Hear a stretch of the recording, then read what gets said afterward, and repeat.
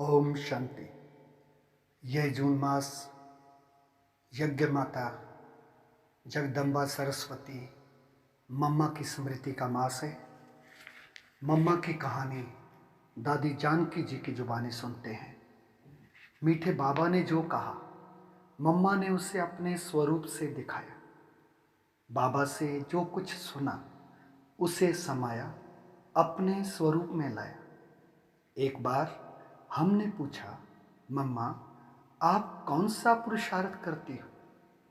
मम्मा ने कहा, मैं सदा मन को प्लेन रखती हूँ।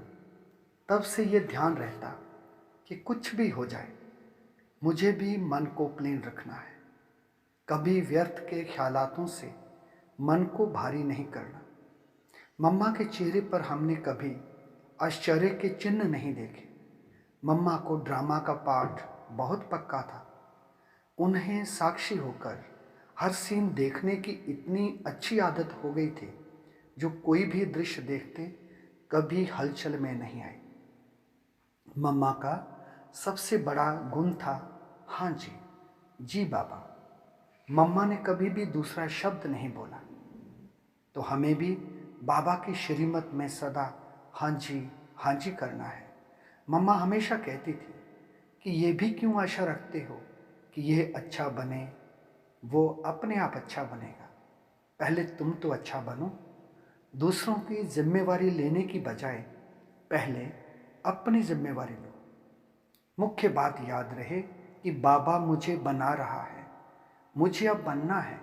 इसमें किसी को ना देख, खुद को संपन्न और संपूर्ण बनाना है। मीठी मम्मा कहती थी, जो करना अभी कर लो। मम्मा का स्लोगन था, हर घड़ी को अंतिम घड़ी समझना है। कल तो काल का नाम है, कल पर कुछ नहीं छोड़ना है। हुक्म हुक्म चला रहा है। कभी भी मन की मत या परमत का प्रभाव मम्मा पर नहीं पड़ा। मम्मा ने कभी मुरली मिस नहीं की। बाबा की मुरली के लिए अगर कोई कुछ कहता कि इसका मतलब ये है या बाबा ने ऐसे क्यों कहा, तो इसका मतलब मम्मा उसे आंख दिखाती थी। बाबा ने कहा माना सत्य वचन, उसमें कोई प्रश्न उठाना ये भी डिसरिगार्ड है। मम्मा बाबा के एक एक बोल को बहुत रिगार्ड देती थी। मम्मा को सवेरे 2 बजे उठकर एकांत में बैठ विशेष तपस्या करने का अभ्यास था। वो रात को उठकर छत पर चली जाती और एकांत में बाबा से मीठी मीठी रूरिहान करती। मम्मा ने बाबा समान बनने का बहुत गहरा पुरुषार्थ किया। बाबा मुरली लिख कर देते, मम्मा उसे पढ़कर सुनाती, फिर उस पर गहरा मनन चिंतन करके स्पष्ट करके बताती थी। ज्ञान का सार है चुप रहना। मम्मा के जीवन में ये प्रैक्टिकल धारणा देखी। मम्मा का विशेष गुण था धीरज और गंभीरता। ज्ञानी तो आत्मा की पहली ये निशानी है कि वो ज्ञान मूर्त और गुण मूर्त रहे। मम्मा मुख से बाबा बाबा नहीं कहती थी, पर रिगार्ड बहुत था। पढ़ाने वाले के लिए रिगार्ड, समय पर क्लास में आना, अमृत वेला करना। सच्चा पुरुषार्थ करने वाला औरों को भी प्रेरित करता है। मम्मा की तबीयत जब थोड़ी सी ठीक नहीं थी, तो मम्मा पूना में हमारे साथ 1.5 महीना रही। मम्मा के चेहरे से कभी ये नहीं लगता था कि मम्मा कोई तकलीफ में है। मम्मा बाबा की मुरली रोज़ पढ़ती थी, नोट्स भी पढ़ती थी और फिर टेप भी सुनती थी। एक बार मम्मा टेप सुन रही थी, उसमें था माता पिता बाप दादा का प्यार। तो हमने कहा, ये मम्मा माता और वो पिता। तो मम्मा ने कहा नहीं नहीं नहीं, हम सबका माता पिता वो शिव बाबा है। इतना रिगार्ड था।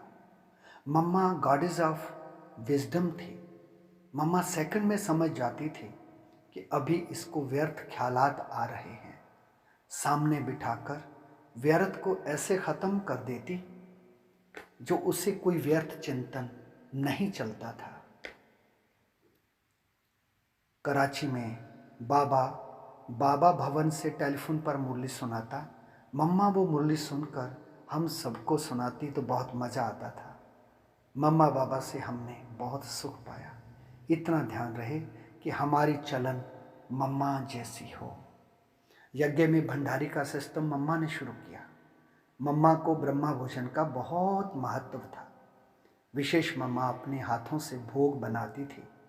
कैसे बाबा के लिए प्यार से, शुद्धता से भोग बनाना और लगाना, उसमें कितनी श्रेष्ठ भावना होनी चाहिए, यह मम्मा से प्रैक्टिकल में हमने सीखा।